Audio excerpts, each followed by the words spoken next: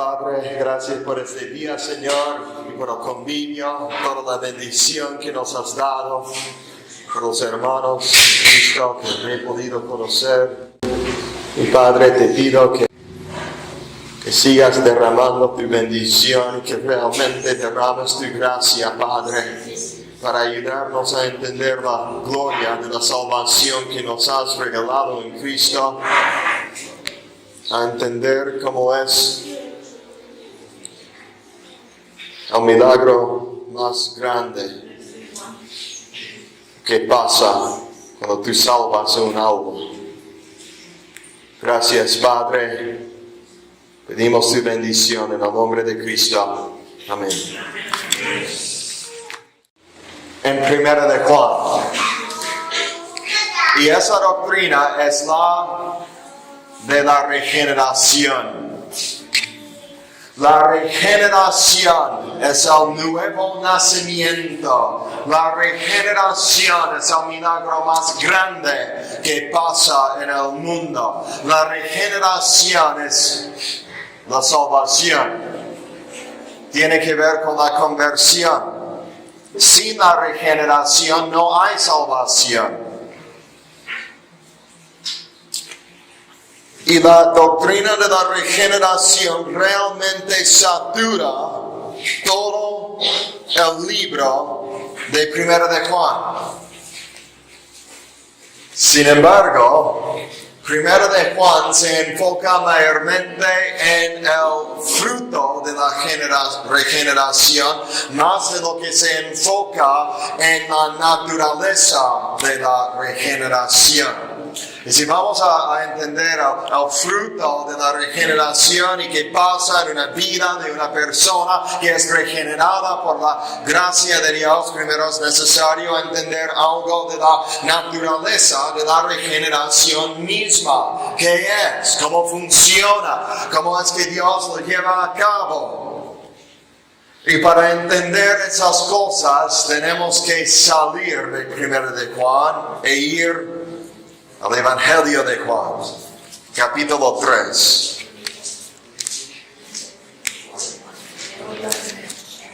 Es imposible considerar la teología de Primera de Juan sin considerar la teología del Evangelio de Juan.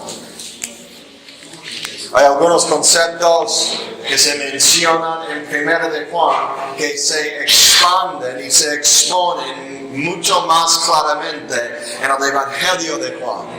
Entonces, a fin de poder profundizar en lo que el apóstol quiere decir cuando habla de nacer de Dios en Primera de Juan, tenemos que ir al Evangelio de Juan y estudiar el tema. Y no hay ninguna escritura más clara en toda la Biblia que hable de la regeneración que Juan 3, 1 al 10.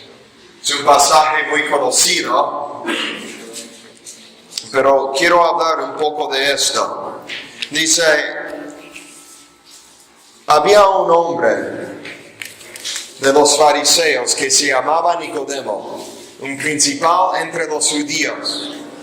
Este vino a Jesús de noche y le dijo, Rabí, sabemos que has venido de Dios como maestro, porque nadie puede hacer estas señales que tú haces si no está Dios con él. Respondió Jesús y le dijo, de cierto te digo, que el que no naciere de nuevo no puede ver el reino de Dios. Nicodemo le dijo, ¿cómo puede un hombre nacer siendo viejo? ¿Puede acaso entrar por segunda vez en el vientre de su madre y nacer? Respondió Jesús, de cierto te digo, que el que no naciere de agua y del Espíritu no puede entrar en el reino de Dios. Lo que es nacido de la carne, carne es. Y lo que es nacido del Espíritu, Espíritu es. No te maravilles de que te dije, os es necesario nacer de nuevo. El viento sopla de donde quiere y oye su sonido, mas ni sabes de dónde viene ni a dónde va. Así es todo aquel que es nacido del Espíritu. Respondió Nicodemo y le dijo, ¿cómo puede hacerse esto? Respondió Jesús y le dijo, ¿eres tú maestro de Israel y no sabes esto? Bueno,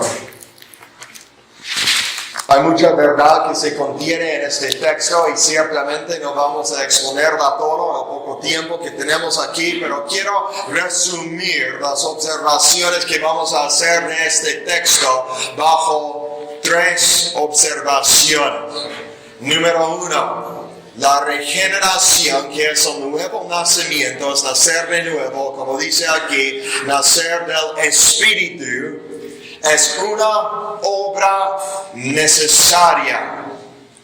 Número 2, es una obra sobrenatural. Y número 3, es una obra que es poderosa para transformar. Es una obra necesaria, una obra sobrenatural y una obra que transforma. En primer lugar, es una obra necesaria. Lo vemos aquí en el versículo 3. El Señor dice, de cierto te digo, hablando con autoridad, hablando con toda la autoridad que Él tenía como el Hijo de Dios.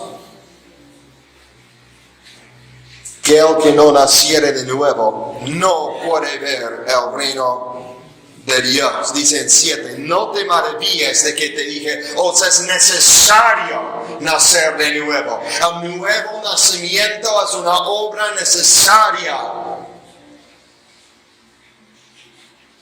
Ahora, al considerar la historia aquí de la narración, el Señor Jesucristo no estaba hablando a cualquiera.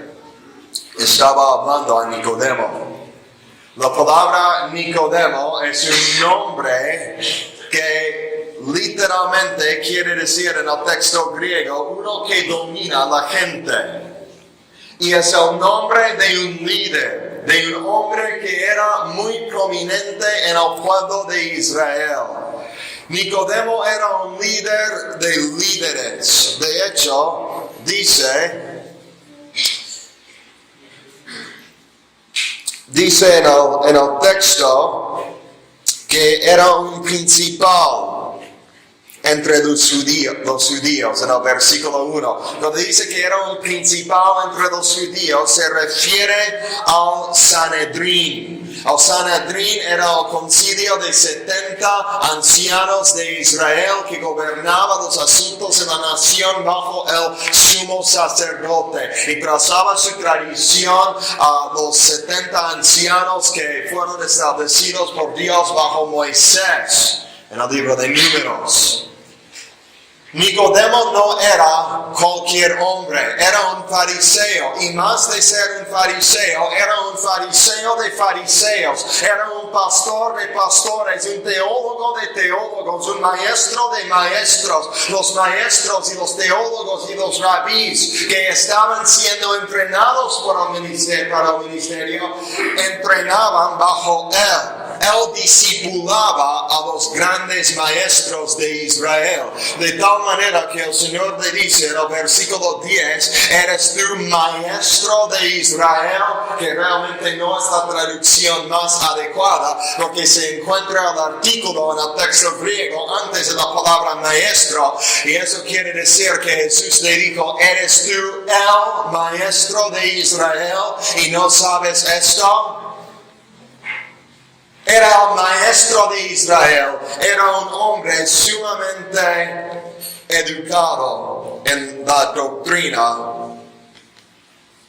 de las escrituras, supuestamente de Dios. Nicodemo había venido de un linaje muy prominente, no se podía estar en el concilio del Sanedrín a menos que uno pudiera trazar su linaje. Tenía que ser un judío de judíos, era un teólogo, a fin de ser un fariseo uno tenía que tener todo el Torah memorizado, palabra por palabra. Son los libros de Génesis a Deuteronomio. Los 5 primeros libros de la Biblia, el Pentateuco se llamaba en el griego. No es una cosa pequeña memorizar todas las palabras de esos libros, la mayoría de los fariseos. Y creo que es casi segurísimo que Nicodemo también había memorizado todos los salmos. Toda la Torah, todos los salmos, conocían la palabra de Dios, meditaban la palabra de Dios día y noche, tenía que tener una vida ejemplar, no podía estar practicando el pecado externamente y obviamente tenía que vivir como un ejemplo a los demás. Todos los fariseos oraban por 2 horas diarias. Todos los días de la semana, 2 horas, habían 2 horas específicas de oración. Y el fariseo era tan religioso y estricto y dedicado a sus horas de oración que si estaba en el mercado, habiendo ido a compras y no había regresado al templo antes de alcanzar la hora de oración, entonces dejaba sus ¿cómo se dice? Sus bienes, su comida y las cosas en la calle y alzaba las manos en la calle y oraba en las esquinas de las calles. Los fariseos ayunaban por 2 días cada semana. Oraban 2 horas al día, ayunaban 2 días por semana, tenían celo misionero, cruzaban tierra y mar a fin de hacer un solo prosélito por una sola alma perdida, arriesgaban la vida para alcanzarla. Eran hombres dedicados, religiosos, estrictos, celosos. Sin embargo, el Señor le dice aquí, es necesario que nazcas de nuevo. A pesar de tu religiosidad, a pesar de tu oración, a pesar de tus ayunos, a pesar de tu conocimiento bíblico, a pesar de que eres teólogo, a pesar de todos tus logros humanos, estás muerto espiritualmente. No conoces a Dios. ¿Cómo puede ser el maestro de Israel y ser ignorante del nuevo nacimiento? Es necesario nacer de nuevo. Una mujer se le acercó a Jorge Whitfield en el siglo XVIII y le dijo, ¿por qué siempre dices, os es necesario nacer de nuevo, os es necesario nacer de nuevo? Y dijo, señora, porque te es necesario nacer de nuevo. El nuevo nacimiento es una obra necesaria porque sin experimentar esto no hay salvación. Y hay multitudes que son religiosos, así como Nicodemo, que son extranjeros al nuevo nacimiento. No lo conocen, no lo han experimentado. Ahora, ¿por qué es necesario? Porque 1 de Juan 3:14 dice que nosotros sabemos que hemos pasado de muerte a vida en que amamos a los hermanos. Ahora, habla de pasar de muerte a vida. Los verdaderos cristianos han pasado de muerte a vida y eso quiere decir que su condición espiritual anterior al nuevo nacimiento era la de muerte.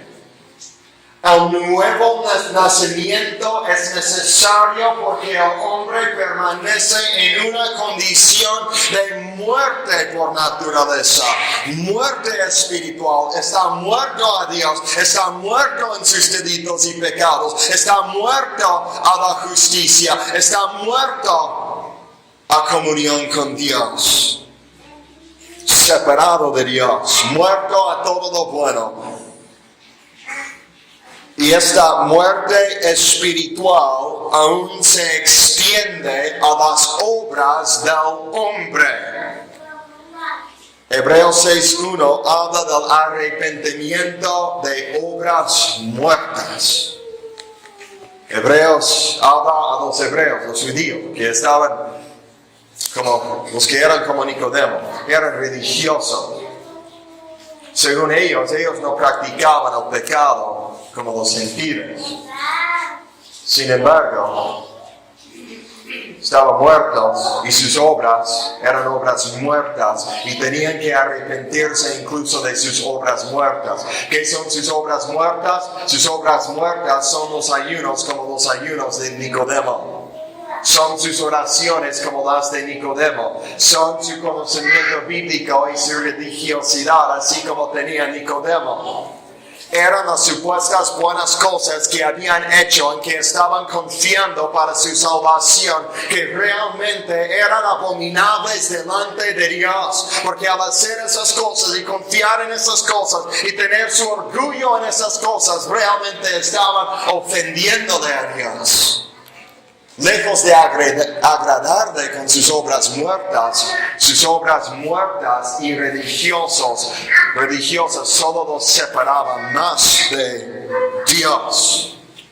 Todas las obras de justicia que el hombre puede hacer, aparte del nuevo nacimiento, son obras muertas. Son trapos de inmundicia. Su muerte espiritual contamina todo lo que procede de él y no puede ser aceptado delante de Dios. Los esfuerzos religiosos y las obras del hombre son totalmente incapaces de salvarlo. El hombre es incapaz de salvarse incluso a sí mismo. El Señor dice: lo que nace de la carne, carne es. Un hombre puede ayunar, puede aprender la Biblia, puede memorizar la Escritura, puede orar, puede hacer viajes misioneros. Y todo eso en la carne, en un estado carnal, sin el Espíritu de Dios. Y no vale delante de Dios, es carne. Son obras de carne, son esfuerzos de carne y no es nada más sino carne, y la carne no puede producir la vida que solamente viene del poder del Espíritu de Dios que transforma al hombre. Por eso dice Pablo en Romanos 8:7, por cuanto los designios de la carne son enemistad contra Dios, porque no se sujetan a la ley de Dios, ni tampoco pueden. Y los que viven según la carne no pueden agradar a Dios. No pueden agradar. Sus obras son obras muertas. Y el hombre es incapaz de efectuar la regeneración en sí mismo. Es incapaz de venir a Cristo a menos que sea regenerado. Es incapaz de hacer lo bueno delante de Dios. Es incapaz de realmente buscar a Dios en verdad. Es incapaz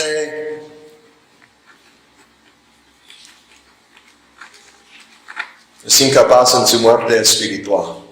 Y está condenado a vivir así para siempre a menos que nazca de nuevo. Su incapacidad es principalmente moral en naturaleza. No puede agradar a Dios, ni siquiera quiere agradar a Dios, y sus obras religiosas son hechas con otros motivos. No para buscar la gloria de Dios, sino para envanecerse más en su orgullo religioso, su orgullo humano. En Juan 3:19 al 20, cuando el apóstol escribe que esta es la condenación, que la luz vino al mundo, y los hombres amaron las tinieblas que la luz, porque sus obras eran malas. Porque todo aquel que hace lo malo aborrece la luz y no viene a la luz para que sus obras no sean reprendidas. ¿En qué capítulo se encuentran esos versículos? Capítulo 3. Habla de las tinieblas. No quieren venir a la plena luz de Dios para que sus obras no sean expuestas. No creo que sea por casualidad que el Señor, o que el apóstol escribe, que Nicodemo vino al Señor de noche. En el versículo 2, este vino a Jesús de noche. ¿Por qué en la noche? Porque había oscuridad en la noche. Porque los demás no podían verlo en la noche. porque se avergonzaba del Señor y lo que pudiera pasar si los demás se dieran cuenta de que fue a Jesús de noche. Él con toda su religiosidad realmente era incapaz, era de las tinieblas.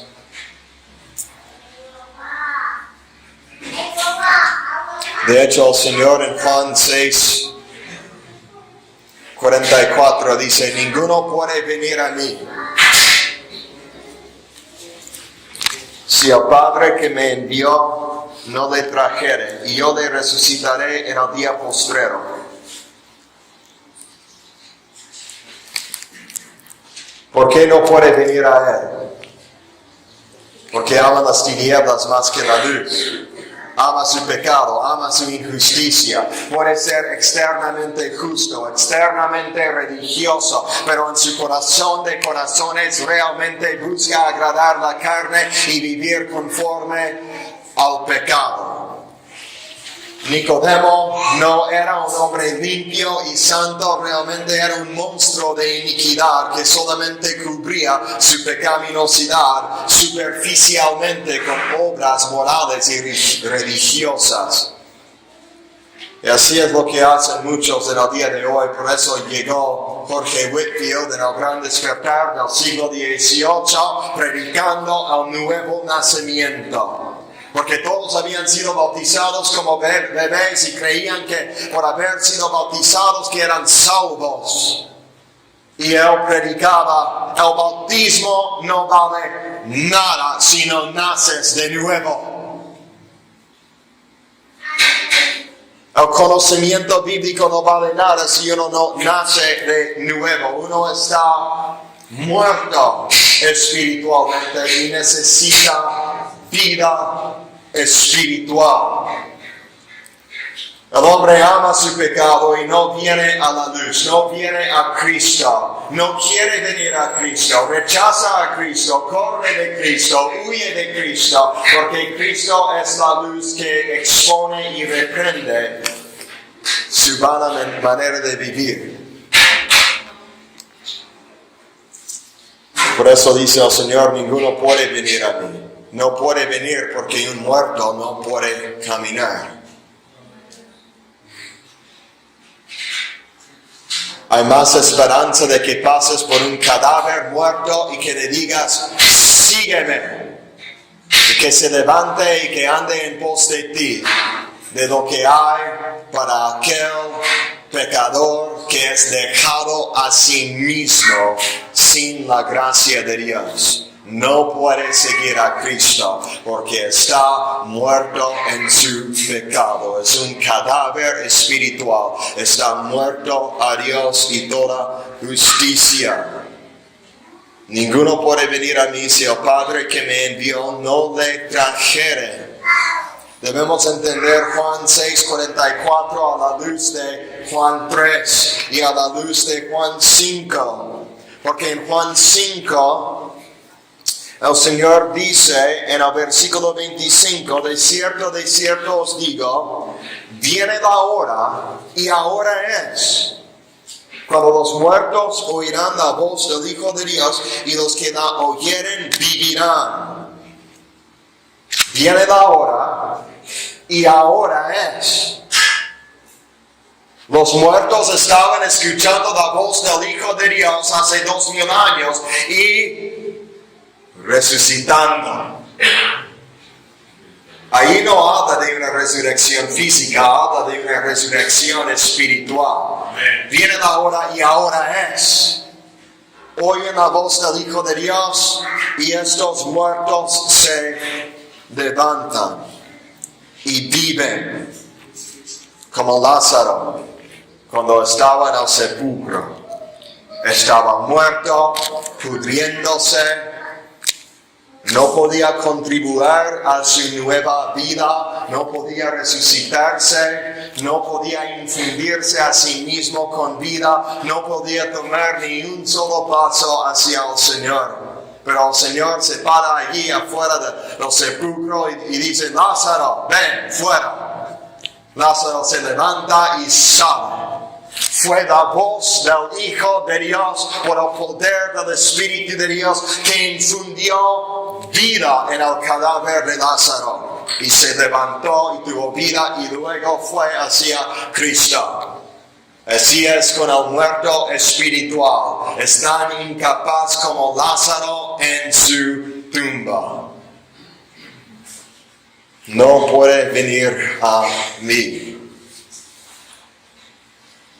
Y esto nos lleva a nuestra segunda observación. El nuevo nacimiento es una obra sobrenatural de Dios. Como dice en Juan 6:44, ninguno puede venir a mí si el Padre que me envió no le trajere. Dios tiene que traerlo. ¿Cómo es que Dios trae al pecador muerto a comunión con Él para que siga en pos de Cristo? Bueno, esta palabra es importante.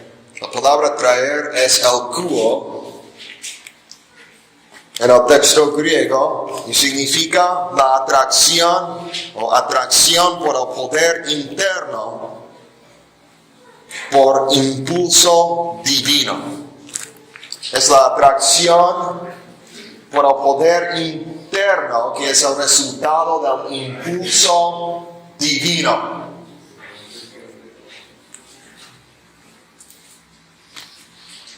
Dios lo trae por medio de su impulso sobrenatural interno que obra en el corazón. Es un llamamiento eficaz. Hay otras escrituras que contienen esa palabra traer en el texto griego. Realmente son pocas otras escrituras en el Nuevo Testamento, pero es la misma palabra griega, el kuo. En primer lugar, en los mismos escritos de Juan, en el capítulo 21 de su Evangelio, dice en los versículos 10 al 11, Jesús les dijo: traed los peces que acabáis de pescar. Subió Simón Pedro y sacó la red a tierra. Y esta es la palabra al kuo. Sacó la red a tierra. ¿Cómo es que Pedro sacó la red? Se paró en la tierra y habló al mar y dijo: peces, por favor, vengan. No, literalmente los trajo con su fuerza. Hechos 16-19. Pero viendo sus amos que había salido la esperanza de su ganancia, prendieron a Pablo y a Silas y los trajeron al kuo, al foro, ante las autoridades. ¿Cómo trajeron a Pablo y Silas? Yo creo que no se paraban allí a una distancia de Pablo y Silas diciéndoles: por favor vengan para que los podamos perseguir.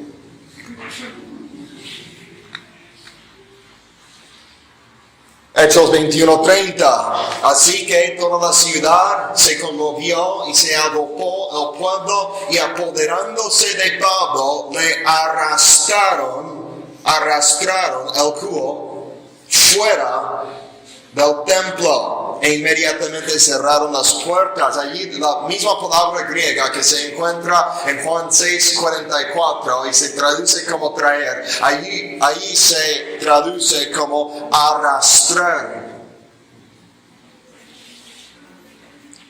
Y luego en Santiago 2:6 es la otra instancia de esta palabra. Dice: pero vosotros habéis afrentado al pobre. ¿No os oprimen los ricos y no son ellos los mismos que os arrastran el kuo a los tribunales?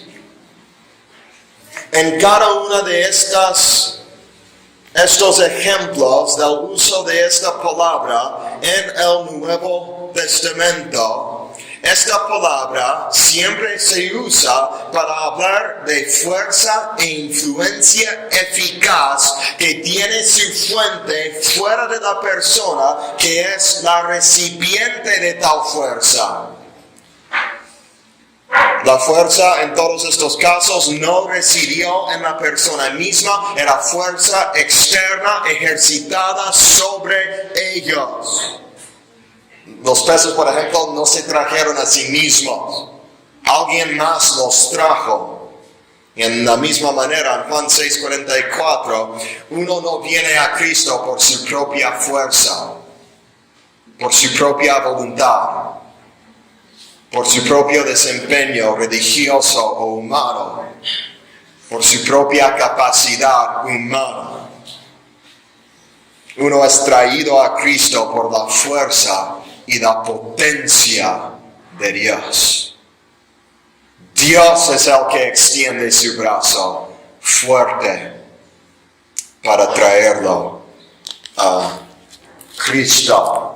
No en el caso como de imponer una fuerza externa contraria a la voluntad de la persona, sino más bien por obrar dentro de la persona y producir un impulso divino y obrar internamente en la persona por el poder de su espíritu para que la persona sea cambiada internamente y toma la decisión de seguir a Cristo.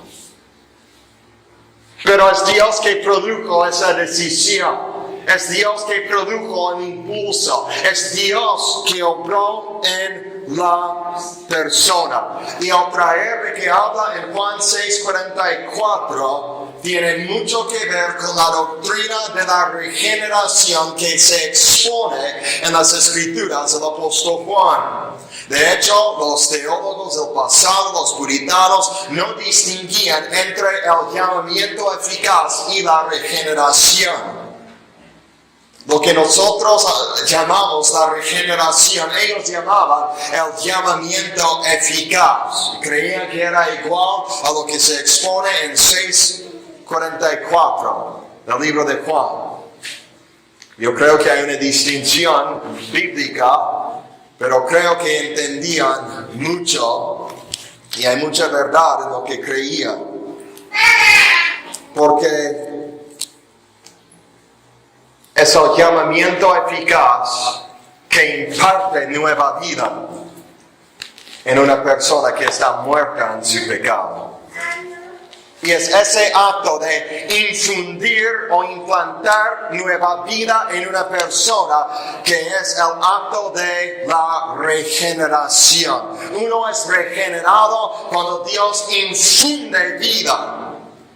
Estaba muerto, necesitaba nacer de nuevo para estar vivo para con Dios. Y Dios infunde esa vida en el pecador. Y ese acto de infundir vida es la regeneración. Entonces, al traer de Juan 6:44 está íntimamente relacionado con la regeneración. Vamos a verlo aquí en el contexto. En Juan 6:45, el versículo después, el Señor nos dice un poco de cómo trae la persona, cómo Dios trae la persona a Cristo. Dice, escrito están los profetas en las Escrituras del Antiguo Testamento, y serán todos enseñados por Dios. Así que todo aquel que oyó del Padre y aprendió de Él, viene a mí. Ahora, cuando habla de oír del Padre, no está hablando de oír literalmente con los oídos físicos. Había muchas multitudes que estaban oyendo del Padre cuando Jesucristo hablaba la palabra de Dios, pero su punto aquí en Juan capítulo 6 es que la mayoría de ellos no estaban siendo convocados por el Padre a comunión con Él, y no eran de Él, y no eran sus ovejas.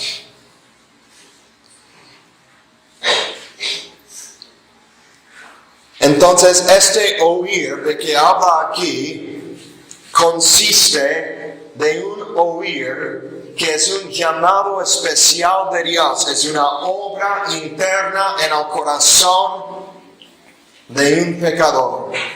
Oye este llamado internamente en el corazón. Y luego vemos más en el versículo 60.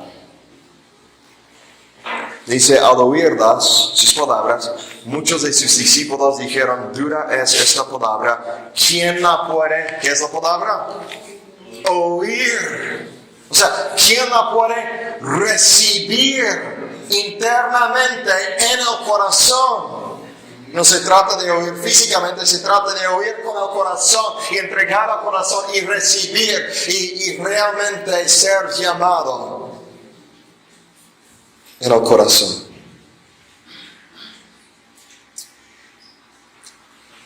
Dice, sabiendo Jesús en sí mismo que sus discípulos murmuraban de esto, les dijo, ¿eso os ofende?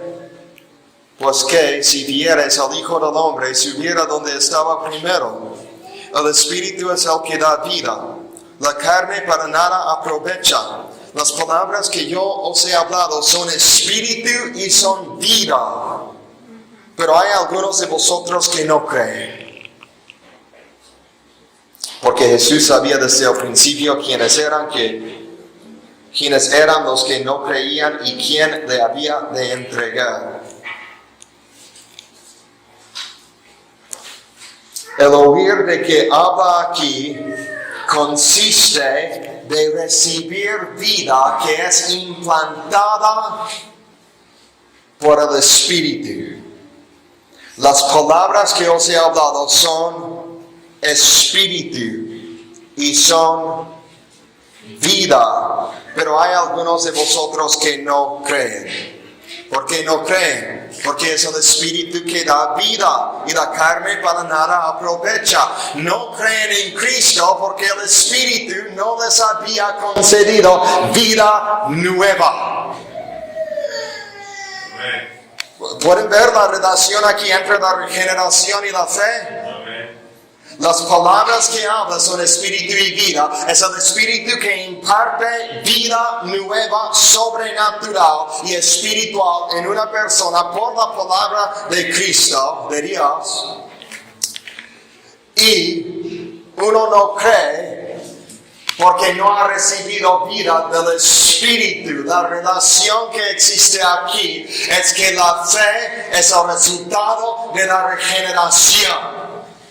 La regeneración no es el resultado de la fe.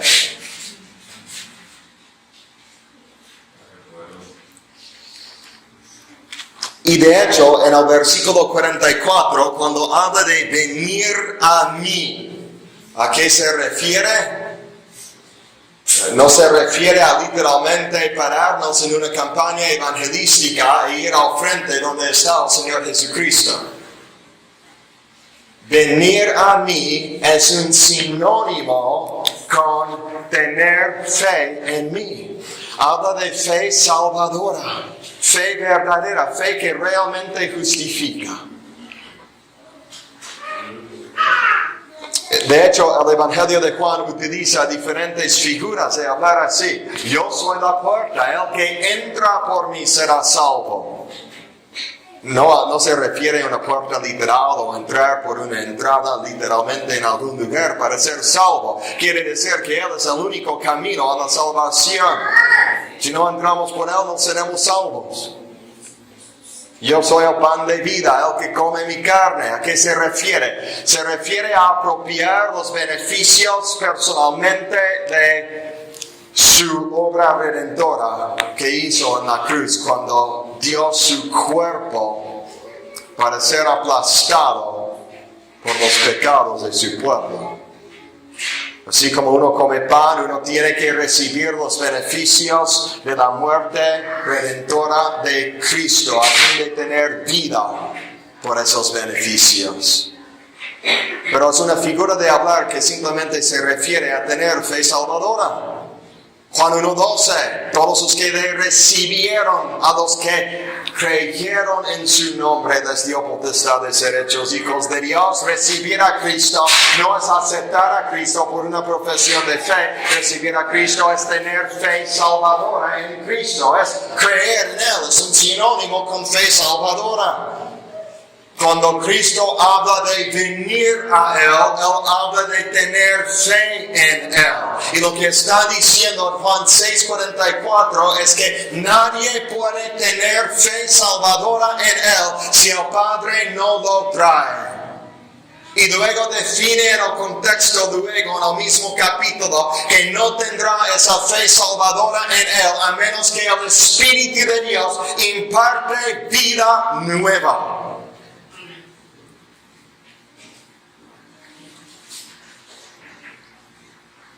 Luego, 1 de Juan 5:1. En la misma epístola de 1 de Juan vemos evidencias. Y vemos que el apóstol habla así. El apóstol Juan entiende que la regeneración es una obra sobrenatural de Dios, no es por la voluntad humana. Dice: todo aquel que cree que Jesús es el Cristo es nacido de Dios. Habla de fe salvadora en Cristo, no habla de todos los que dicen creer en Cristo. Solo habla de los que realmente creen para salvación. Los que creen que Jesús es el Cristo, dice, son nacidos de Dios. Y en este texto podemos ver la relación que existe entre la regeneración y la fe.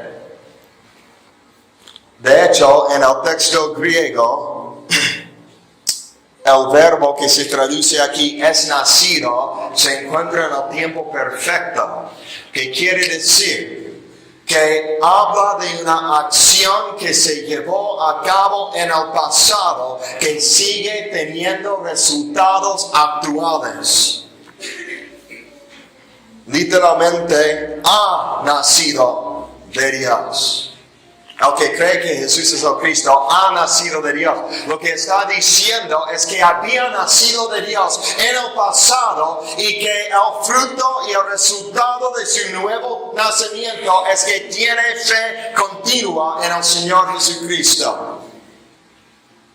Porque habla de el que cree que Jesús es el Cristo y es el tiempo presente. Habla de estar teniendo fe. No solo tiene fe una sola vez en una profesión, tiene fe continua que persevera. Y esa fe continua que persevera es el fruto del nuevo nacimiento. De hecho, hay otras escrituras en 1 de Juan que hablan así. 1 de Juan, por ejemplo, 2:29. Si sabéis que Él es justo, sabed también que todo el que hace justicia es nacido de Él. La misma construcción.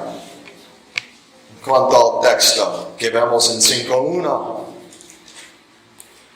Los que hacen justicia son nacidos de Él, han nacido de Él. No hacemos justicia para nacer de nuevo, hacemos justicia porque hemos nacido de nuevo. El nuevo nacimiento no es el fruto de practicar la justicia, al contrario, practicar la justicia es el fruto de haber nacido de nuevo. El principio de nueva vida que fue infundida en nuestros corazones en un momento del pasado sigue transformándonos y resultando en justicia práctica continua con perseverancia en la vida de aquel que ha nacido de Dios. Luego 3:9. Todo aquel que es nacido de Dios no practica el pecado. Ahora, no es que no practique el pecado a fin de nacer de nuevo, al contrario, no practica el pecado precisamente porque ha nacido de nuevo. Libertad del dominio del pecado es un fruto de haber nacido de Dios. 4:7. Amados, amémonos unos a otros porque el amor es de Dios. Todo aquel que ama es nacido de Dios y conoce a Dios. De nuevo, ¿qué viene primero? ¿El amor o el nuevo nacimiento? El nuevo nacimiento, y es el nuevo nacimiento, la regeneración que produce amor por los hermanos en nosotros. Luego, 5:4. Porque todo lo que es nacido de Dios vence al mundo. No vencemos al mundo para nacer de nuevo, vencemos al mundo porque hemos nacido de nuevo. En todos los casos en que vemos esta construcción gramatical de que como uno es nacido de Dios, Juan está hablando de los frutos de la regeneración y el capítulo 5, versículo 1, no es una excepción. Lo que está diciendo es que la fe es el fruto de la regeneración y no viceversa. ¿A qué voy con esto? A varias cosas. En primer lugar, el nuevo nacimiento es sobrenatural, es la obra de Dios. Es totalmente la obra de Dios. No tienes fe salvadora que mora en tu corazón hasta que tomes la decisión libremente de ejercerla y ser salvo y todo eso aparte del milagro sobrenatural de Dios. La fe salvadora es el fruto de ser infundido con nueva vida de parte de Dios y por lo tanto es la obra de Dios. Voy a citar a un teólogo aquí, se llama J.I. Packer. Esto viene de su libro Teología Concisa. Dice, la relación es monergista. Monergista es una palabra que quiere decir la obra de uno, literalmente. Hay dos posturas en el cristianismo en cuanto a la regeneración. La doctrina reformada dice que la regeneración es monergista. La doctrina arminiana dice que la regeneración es sinergista. Monergista viene de mono, que quiere decir uno. Sinergista viene de sin, como sinergia. Quiere decir una cooperación entre dos o más. El arminiano dice que el nuevo nacimiento es el resultado de cooperar con la gracia de Dios y ejercer la fe que podemos ejercer por nuestra propia voluntad. Así que nosotros tomamos un paso hacia Cristo y allí Él nos encuentra y nos salva y nacemos de nuevo. Dicen que la regeneración es el resultado de la fe. Pero si la fe está en la plena capacidad de todos los hombres, aparte de la gracia de Dios, y si la resurrección espiritual es la consecuencia de la fe, entonces eso quiere decir que el nuevo nacimiento es en parte una obra humana. Y decir eso es destruir totalmente toda la enseñanza del Evangelio de Juan, capítulo 3, del encuentro con Nicodemo. Es arrancarlo de la Biblia y tirarlo. Es negar que sea una obra absolutamente milagrosa y sobrenatural de Dios por su gracia. Por eso dice Packer, es una obra. Dice, la relación es monergista, o sea, es obra total y exclusiva de Dios o del Espíritu Santo. Levanta a los elegidos de entre los que están espiritualmente muertos y les da una nueva vida en Cristo. Es una transición de la muerte espiritual a la vida espiritual. Dice, y la fe activa, intencional y consciente en Cristo es su fruto inmediato. No su causa inmediata. Y él dice, la regeneración es la obra de lo que Agustín llamaba la gracia previniente.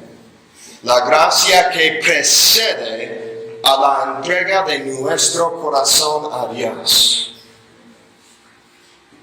Agustín enseñaba que el hombre está muerto en sus delitos y pecados. Y que necesitaba una obra previa de gracia a fin de poder seguir en pos de Cristo con fe salvadora. Y esa gracia previniente, esa gracia previa al acto de seguir a Cristo con fe salvadora es la regeneración.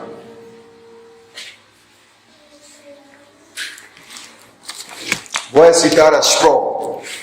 Eso viene de su libro Grandes Doctrinas de la Biblia.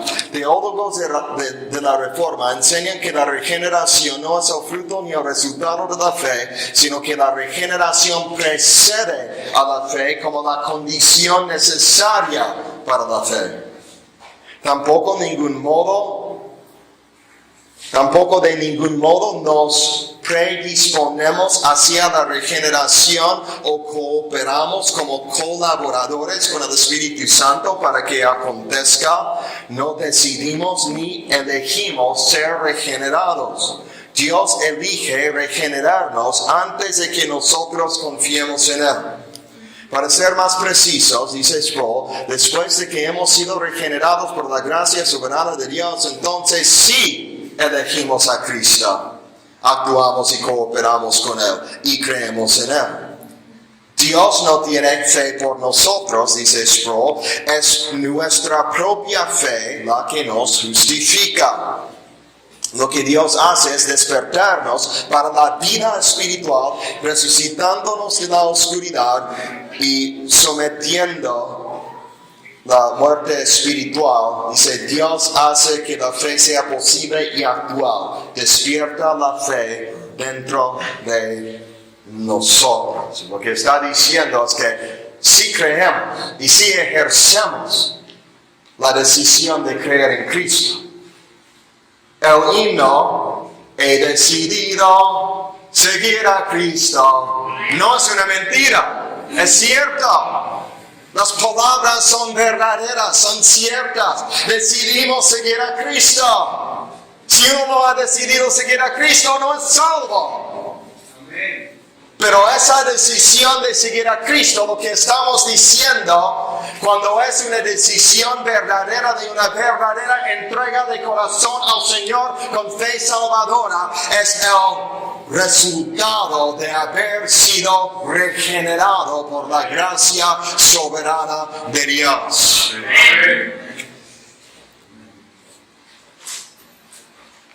Y esto es importante porque nuestro entendimiento de la regeneración afecta nuestro entendimiento del fruto de la regeneración. Si la regeneración fuera el resultado de un esfuerzo humano, en vez de ser una obra divina, entonces el fruto de la regeneración también sería por el esfuerzo humano y no por una obra divina. O sea, para utilizar el ejemplo de Nicodemo, si la regeneración es por el esfuerzo humano, entonces el fruto de la regeneración es por el esfuerzo humano, y toda la religiosidad que está en la vida de Nicodemo se puede confundir con el fruto de la regeneración, pensando que esos esfuerzos humanos realmente fueran los frutos de vida espiritual. Y confundir el fruto de la regeneración con el fruto de los esfuerzos religiosos de la carne resulta en infierno eterno.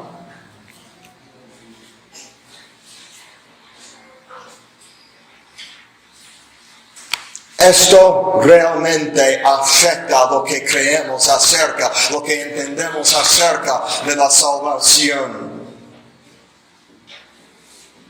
O sea, en términos prácticos, esto afecta nuestro entendimiento de la conversión. ¿Qué pasa cuando uno pasa de muerte a vida? ¿Qué pasa en la conversión de su alma? Si no entendemos la conversión bíblicamente, vamos a creer que pasa cuando no pasa. Y vamos a creer que nos hemos convertido a Dios y que somos salvos cuando realmente no somos salvos, y todo eso por la falta de entender que la regeneración es una obra poderosa y sobrenatural de la gracia de Dios. La regeneración no es la moralidad. El fruto de la regeneración no es la moralidad humana. El decisionismo, la práctica, ¿qué es el decisionismo? El decisionismo es creer que uno es salvo simplemente porque tomó una decisión de hacer una profesión de fe en Cristo. Es repetir la oración del pecador, es levantar la mano en una campaña evangelística para aceptar a Cristo. Es ir adelante en la campaña y repetir una oración para pedir que Jesús entre en el corazón de uno. Y muchos creen que por tomar una decisión así, que han sido regenerados. Creen que la regeneración es el resultado de su decisión de aceptar a Cristo. Que ellos pueden efectuar la regeneración. Y eso da lugar a todo tipo de manipulación diabólica y todo tipo de engaño. Luego los predicadores creen que pueden efectuar la regeneración por medio de manipular las personas emocionalmente. Por tocar la música, subir la música, por hablar de historias tristes en la campaña evangelística o en la iglesia o en el evangelismo. Cuando uno empieza a estar triste, lo manipula y le convence a tomar una decisión en el momento de aceptar a Cristo y cree que por esa decisión la persona ha nacido de nuevo. Es el decisionismo. El decisionismo enseña que la regeneración es el resultado de la decisión que tomamos. Porque cree que la decisión es la fe salvadora. Los confunden. Y creen que es la fe que efectúa la regeneración en vez de la regeneración que efectúa la fe. Y si creemos en el decisionismo, entonces creemos que muchos de los que han tomado una decisión por aceptar a Cristo son salvos cuando realmente no son salvos en verdad. La falta de entender la regeneración como una obra sobrenatural y transformadora de Dios resulta en engaño espiritual, resulta en conversiones falsas, resulta en conceder y extender seguridad falsa a los hijos del diablo como si fueran hijos de Dios.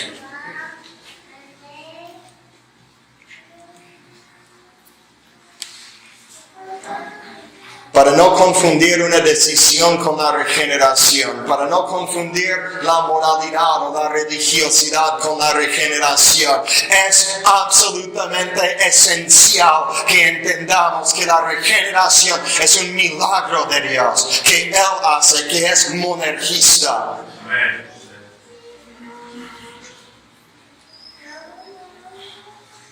Jonathan Edwards no creía que las diferencias que existían entre la doctrina reformada de la regeneración y la doctrina arminiana de la regeneración fueran cosas muy pequeñas que realmente no importaban. Él creía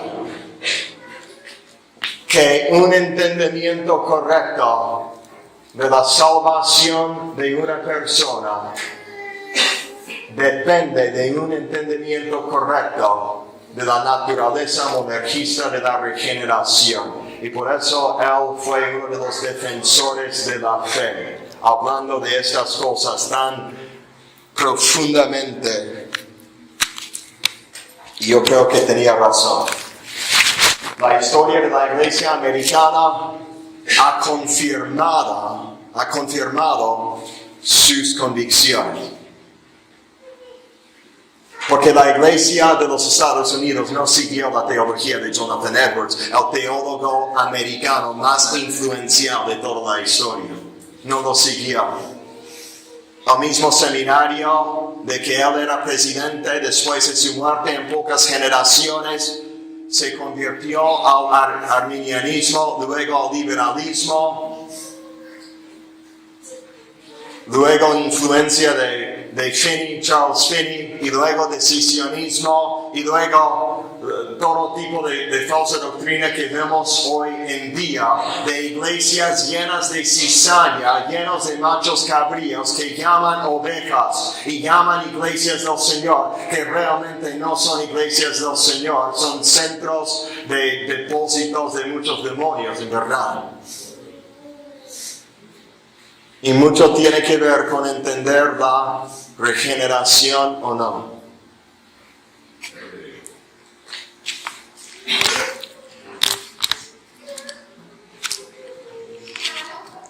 la regeneración precede la fe y por lo tanto la salvación es totalmente por la gracia. Ahora para aclarar algo aquí. Cuando decimos que la regeneración es antes de la fe, no nos referimos a un orden cronológico. Es decir, no es que uno puede ser regenerado y luego un tiempo después cree en Cristo. Los que creen eso son los hipercalvinistas y están equivocados. Son dos extremos. El arminianismo dice que la fe efectúa la regeneración. El hipercalvinismo dice que la fe puede venir mucho después de la regeneración. Pero el orden bíblico es que es un orden lógico, no un orden cronológico. Y eso quiere decir, para ilustrarlo, vamos a pensar en la fe y la justificación. Somos justificados por la fe. No somos justificados para la fe, somos justificados por la fe. Al momento de ejercer fe, somos justificados. Ahora, no es posible tener fe en Dios por medio de Cristo sin ser justificado. No es que uno tuviera la fe primero y luego, un tiempo después, viene la justificación. Más bien, al momento de creer, uno es justificado. ¿Cuántos segundos después? Ningún segundo después, al mismo momento. Sin embargo, sabemos que la fe precede la justificación, no viene después de la justificación. Entonces vemos allí que lógicamente la fe es antes de la justificación. Cronológicamente, los dos pasan al mismo tiempo, en el mismo momento. Así es con la fe y la regeneración. Es un orden lógico, no un orden cronológico. Al momento de ser regenerado, uno cree en Cristo con fe salvadora. En el mismo momento preciso. Pero lógicamente es la regeneración que produce la fe. El corazón de piedra que el hombre pecador tiene separado de Dios es incapaz de sentir y de seguir a Cristo. Es incapaz de sensibilidad. Es incapaz de ejercer fe. Es un corazón de piedra. Dios quita el corazón de piedra en la regeneración y nos da un corazón de carne. Y en ese corazón de carne están las semillas del arrepentimiento y fe. ¿Qué motivó, hermana, qué motivó tu arrepentimiento cuando el Señor te salvó? Te volviste de tu pecado. ¿Por qué? ¿Solamente por temor al infierno?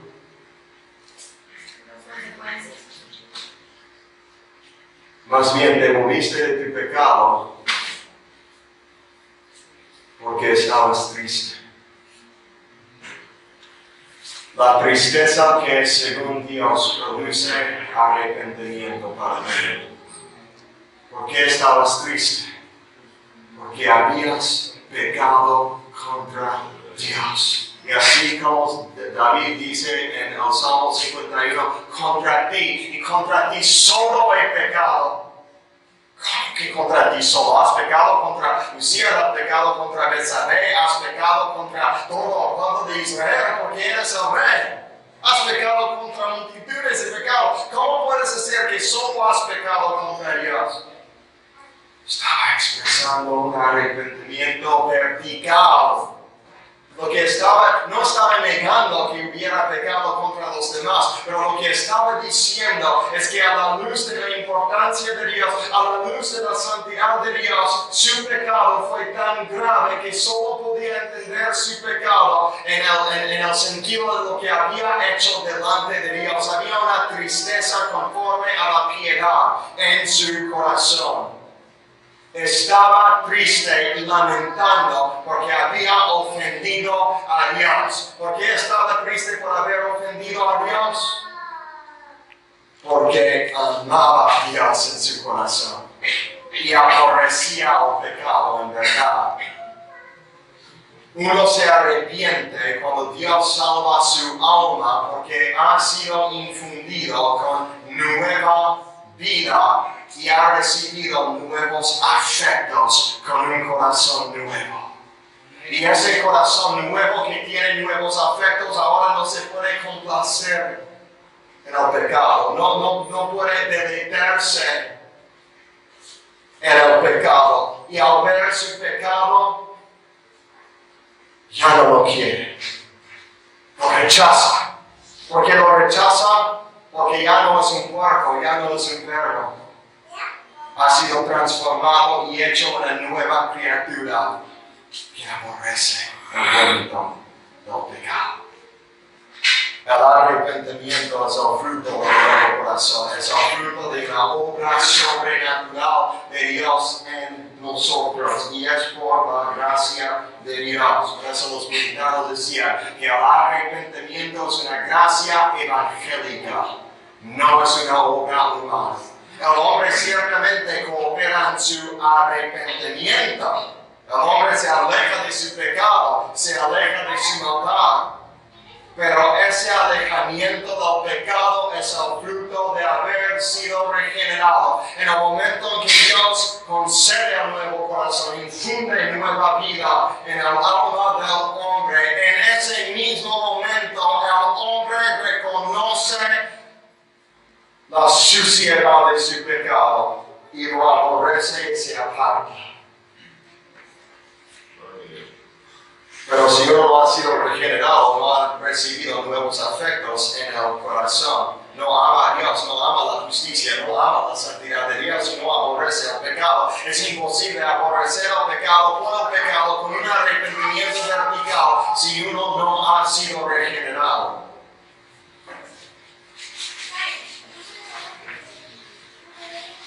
Por eso dice en Juan 3:8. El viento sopla de donde quiere y oyes su sonido, mas ni sabes de dónde viene ni a dónde va. Así es todo aquel que es nacido del Espíritu. El viento es soberano en cuanto a sus operaciones. El viento sopla a donde quiere. El hombre no puede controlar el viento, no puede manipular el viento. El viento sopla y es misterioso. Así es la obra del Espíritu Santo. Es una obra sobrenatural de Dios que es más allá de nuestro entendimiento. Y es una obra que sopla cuando quiere, a donde quiere y como quiere. Porque Dios es el que lo controla. El hombre está muerto, es necesario nacer de nuevo y solo puede nacer de nuevo por ser regenerado por medio de la implantación de nueva vida en su corazón. Y esa implantación de nueva vida en el corazón es el acto sobrenatural y soberano de Dios. Y por lo tanto es por su gracia. Y el hecho de que es por su gracia quiere decir que es totalmente para la gloria de Dios. El debate en la Reforma no era sobre la justificación por fe. Sí había debate sobre eso, pero eso no era el debate principal. El debate principal era la gloria de Dios. Y específicamente al punto en cuanto a la doctrina de la salvación, en que hubo debate y diferencia entre los teólogos reformados y los católicos romanos, era el punto de la regeneración.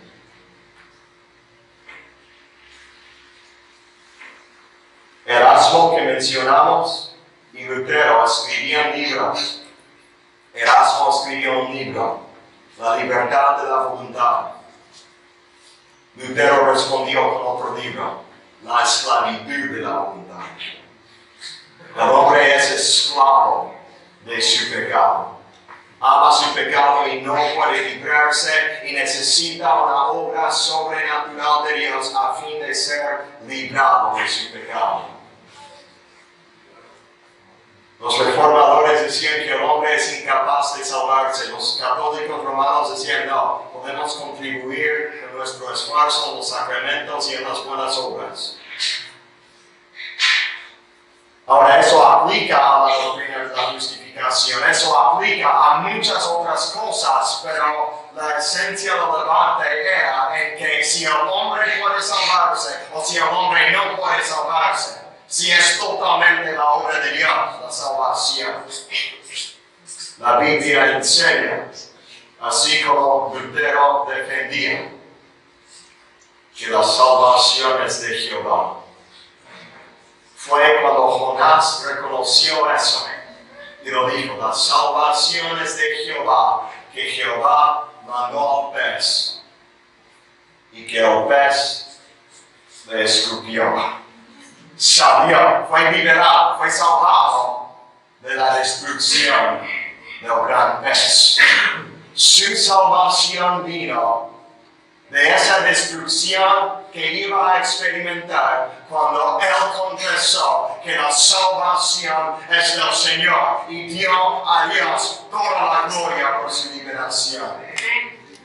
Dios salva al hombre cuando el hombre reconoce que no puede salvarse, que no puede contribuir a su salvación, que no puede limpiarse moralmente para recomendarse a Dios, y cuando cae sobre su rostro delante de Dios y dice, Señor, soy inmundo, pero si tú quieres, puedes limpiarme. Así como el leproso, el Señor dirá, quiero ser limpio. Amén. Pero a menos que lleguemos a ese punto de reconocer que no podemos, siempre vamos a pensar que podemos meter algo, que podemos contribuir algo a la salvación. Y Dios no nos salvará porque no dará su gloria a nadie más. Él y solo Él recibirá toda la gloria por la salvación. Y hasta que llegues a ese punto de quebranto total, de reconocer que solo Dios es poderoso para salvar, hasta que uno llegue a ese punto, no será salvo. La regeneración es la obra de Dios, por la gracia de Dios, para la gloria de Dios.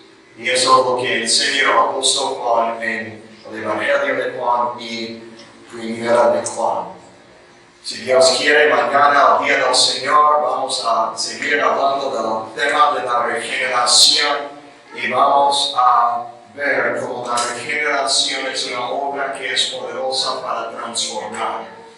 Vamos a ver lo que dice Primera de Juan acerca del fruto de la regeneración. Amén.